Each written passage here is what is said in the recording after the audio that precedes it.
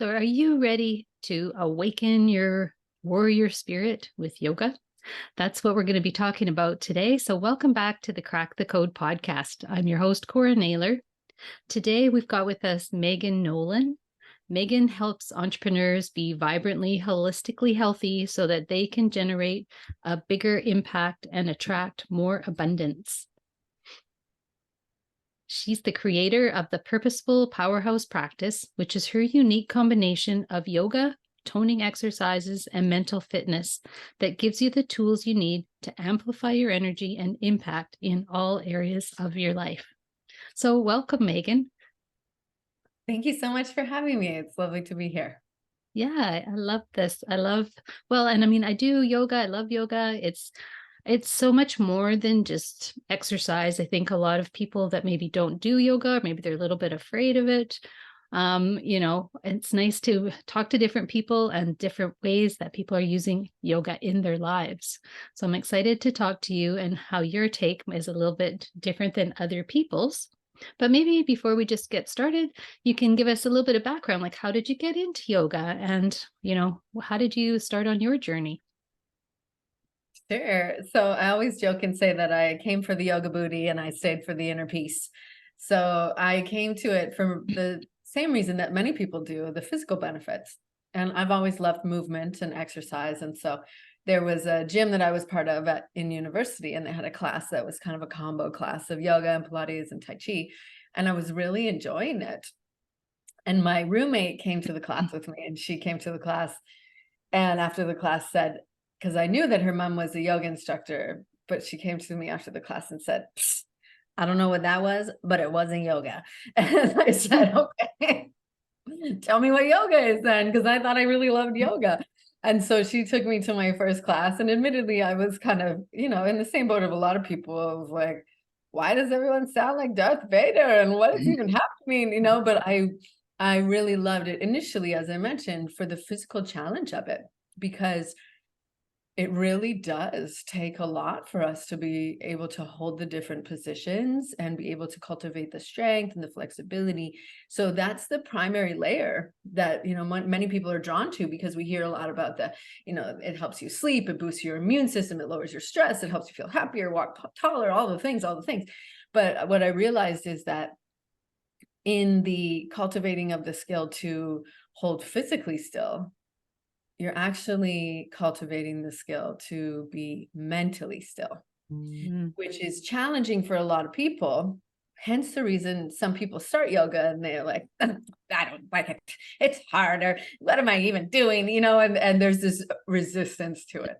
And what I recognized was that was the real, true, lasting benefit, and the depth of the change comes from the inner work. Yes, the physical benefits are beautiful and they're important, right? We do have a body that you get to maintain, but the real depth of the transformation comes from who we become because of the practice. And so that was what brought me there and kept me there. And that's really the essence of the work that I do, because as a personal trainer, yoga instructor, mental fitness coach, I really weave all of that together. And as you mentioned at the beginning, created what I call the Purposeful Powerhouse Practice. And so that's really using these tools to learn to make your mind strong and focused, your body energized and happy, so that you can show up on purpose, so that you can feel powerful, so that you can be patient and kind and all the beautiful things that you are. But when we feel like frantic, frazzled, stressed out, all the things that happen, in life, then it can be challenging for us to show up from that place. And so really that's what brought me to yoga. That's the work that I'm doing. And that's the essence of, my book, my programs, everything essentially, because it's all yoga. And were you into fitness before you took that initial yoga program? Yeah. Yeah. As I mentioned, Okay. yeah, I've always loved exercise. My father was an avid runner and cross-country skier. And so I used to run as a teenager, kid, and did dance and gymnastics, and not particularly sporty, but I always loved movement. And for me, it's been a tool. It's been my medicine in a sense, very on a practical level, as far as navigating seasons of anxiety and sadness, or just navigating challenging times through life. It really is, I would say, is my staple, and it's my foundation. So it's been there all 44 years. Yeah, yeah. And it's amazing. I mean, I've done yoga off and on for many years. I remember in high school, we actually had an Indian instructor that came and did a class for us. I lived in a little tiny town in BC. And he was so peaceful and amazing. We loved going to his class. And then I guess maybe 10 years ago, I started in another class and I hadn't done anything for a long time. And it was difficult to slow down. Yoga is really about slowing down. And my husband was laughing because I came home. I remember the first time I did a pigeon pose and I came home. I was like, oh my God, that was brutal.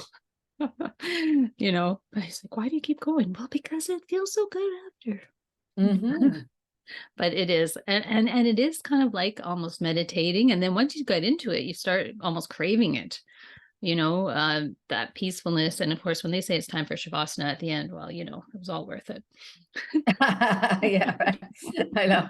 I'm just there for the Shavasana. Yeah, and it's funny, right? Because initially we resist it because it's challenging, because in our fast-paced, busy society where we're so used to instant gratification, and if something's delayed 3.5 seconds, we're like, what is this? Is it broken? And it's like we get rather impatient. And so it's incredible that this ancient tool set and this wisdom tradition is so potent and so usable and so applicable in our modern life, to remind us how easy, I'm putting air quotes in case you can't, how easy it is for us to just take a deep breath and slow down, but when we're in that frantic, frazzled state, that can feel like the hardest thing to do sometimes. But yet the potency of that advice, which is age-old sage advice, comes from that knowing that when we go to the breath, when we ground ourselves, we're, of course, coming to a place of calm, but we're activating different parts of our nervous system. So it's really interesting how beautifully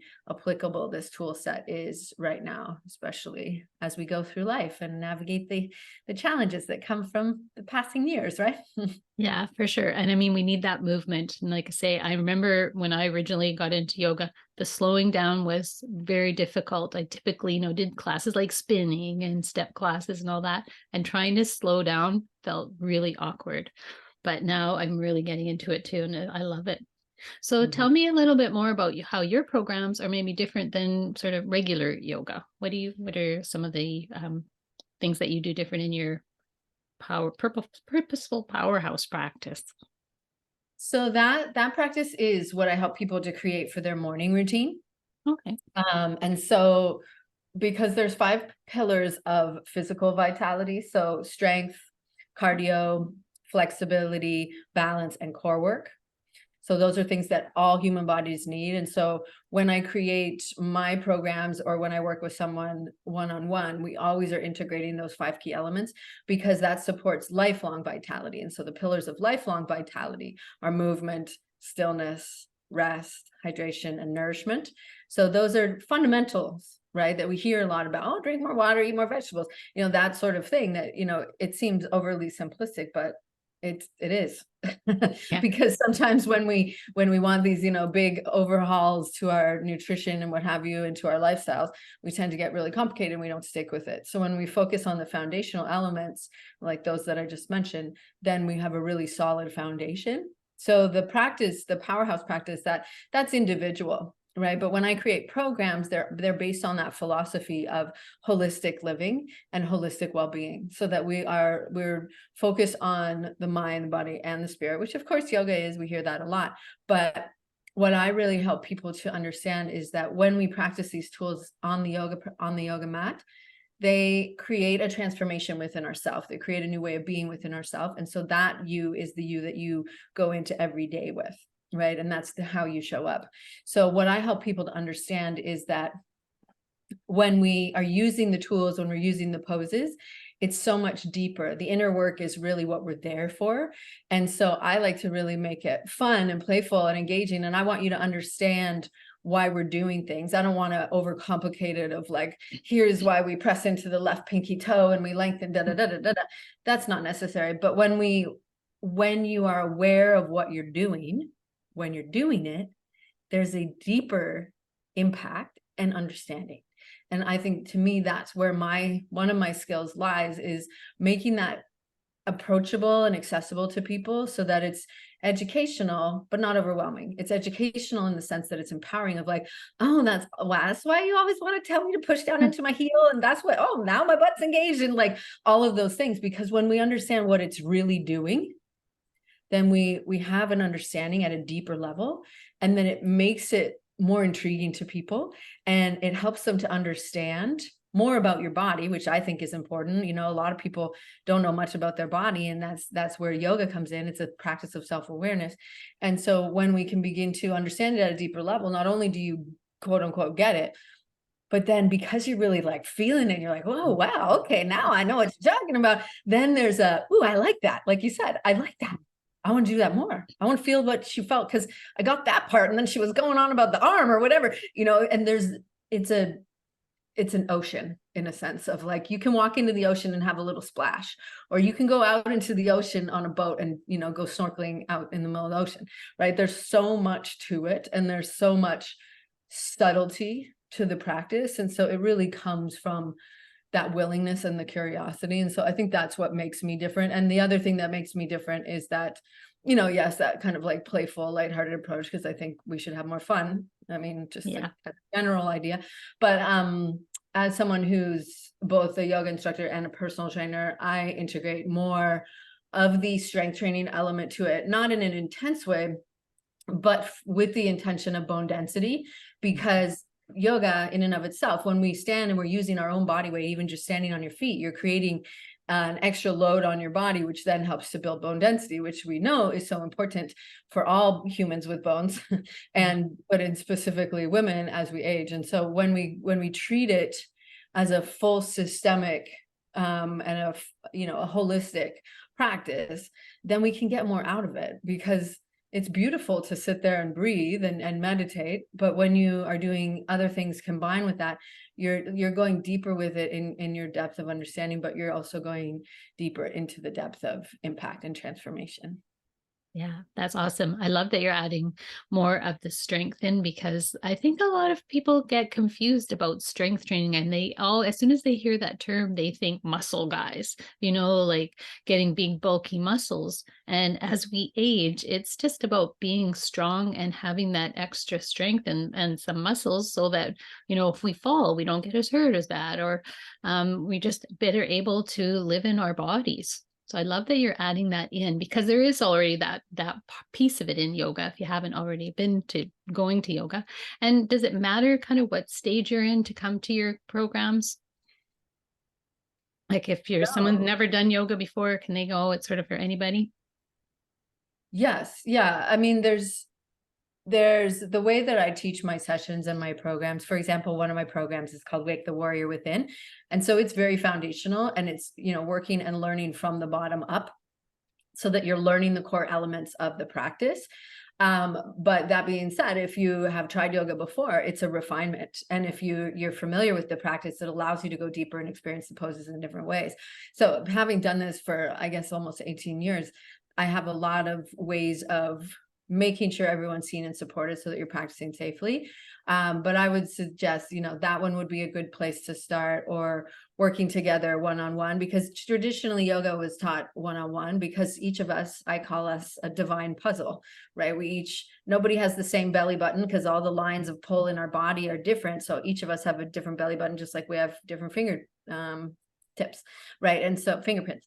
And so having somebody help you specifically with your goals, and specifically, with your right shoulder and your left wrist, and like all the little things that we have potentially accumulated along the way, that's helpful. But yes, yeah, the beautiful thing about yoga is that it really meets you where you're at, and you can modify it. And I would just say that it ultimately, as you said before, it's a practice, and it's a practice in patience, because we can see how quickly our mind is like, this is boring, this is hard, or what have you. So when we have somebody that can guide you along the way and help you really understand it, then that's really helpful. Yeah, yeah. And I mean, it can change every day, right? Sometimes we're having those days where everything is working and we can do so much. And then the next day you come in and, your body just doesn't work the same necessarily even every day. So it really is a practice doing this process. Mhm. And I know you've got a book. Tell us a little bit about your book. Sure. Yes. So the book is called The Warrior's Journey, Ancient Wisdom for the Modern Entrepreneur. And it's not necessarily just for entrepreneurs because it's using the tool set of yoga to really support you on your journey. Because I believe each of us has an awareness, a strength, a resiliency inside of us. And that to me is what a warrior is. And so we're all going on a journey. You've been given a mission. Maybe you're fully aware of what you're here to do, what your purpose is. Other people are discovering that, and we discover more of that along the way, right? It's not a like one-stop shop. And so that's what the book is about, but it's about what we've been speaking to, is how we can use the tools that we cultivate on the yoga mat, like for example, being grounded, being present, being kind, being loving, all those beautiful qualities, those inner shifts that are necessary to see the outer results that we're looking for. That's what the book is about. And so it's told from the lens of entrepreneurship. And so, just about the different challenges and what have you. But even if you're not, as I mentioned, you'll find a lot of the stories not only entertaining, but also really empowering. And so it really is a different lens on the yoga practice so that you can understand the true depth of the transformation, right? Beyond the physical that we've been speaking to. Again, it's really, the true magic of it is who you become in the process. And so that's what the book is really helping to empower you with. That's cool. That's awesome. We can always use more of that. I know I'm always working on that practice of just being present because I tend to have that brain that's always thinking ahead and trying to, be present in whatever I'm doing and in the moment with whatever it is that I'm working on or doing or being with people or whatever. So that's really great. Um, so what I was just going to ask you, so I'm assuming some of your programs are online as well as in person. I know for the people listening, they don't know you're in Hawaii, but do you do some of the stuff online as well as in person? Most of Okay. my work is online. Yeah. Okay. So I have like the Warrior Within is a self-paced program, the one that I mentioned earlier, and that takes you on a really powerful journey through the yoga practice, but to the self. And then I have some group coaching experiences where I work with a small group container of people, and then I do work with people one-on-one, whether that's virtually or here on Maui. Nice. Awesome. So what's the best way that people can get in touch with you if they want to learn more about your programs, maybe reach out if they're not sure which one's the best fit for them? Of course, we'll have everything in the show notes as well, but if you just want to share that with us. Yes. So on social media, I mostly hang out on Instagram. And so my handle over there is I am Megan Nolan. And then my website is Megan-Nolan.com. So the little dash in between my first and last name. And then there's lots of information and free resources on there. Awesome. So before we just wrap this up today, is there any tips that you would want to share with our audience about, if they're nervous about getting started with yoga, or even if they're in yoga already and they want to kind of go to the next level? Ultimately, yoga is a practice of self-awareness, self-acceptance, and self-love. So it really is a journey through all of those stages, and really just allowing yourself the space and the grace to be where you're at, whether you're just getting started or you're further along in the journey. It's really important to just be patient with yourself and to practice the loving compassion that we're so easily able to practice with other people, but sometimes can struggle sharing back with ourselves. And so I would just say that, wherever you're at, whether you've started or not, or you're interested or not, just to be curious about how you're speaking to yourself and how you're showing up for the practice, because the way we do one thing is the way we do everything typically. And so are you showing up to get better at yoga and just do it because Megan said it's good? Or are you showing up to show up for yourself and to get better at being yourself? Right. And so one of my teachers said, I think that's kind of funny is we don't do yoga to burn calories. We do yoga to burn off the crazy. And so it's really one of those things of like, we do this for ourselves, right? And it's, yay, it has amazing benefits to it, but it's really for you. And if it's something you enjoy, then keep going. But if it's not, then find something else. Shouldn't feel like an obligation. Yeah, I love that. Thank you so much for sharing that because there are so many things out there. And especially as we're getting into the later years and we're looking for more things, we have time to do more things. It's time to explore if we haven't found the things that we want to try. And ladies, if you're listening to this and you have not tried yoga before, think about giving it a try. I know for a lot of us, been there, done that. It's hard to slow down. But once you get into that practice, I think you'll really appreciate it. And I know your body will. So, get out there, give it a try. If you want to reach out to Megan and learn more about her programs, they sound amazing. But just remember, it's never too late.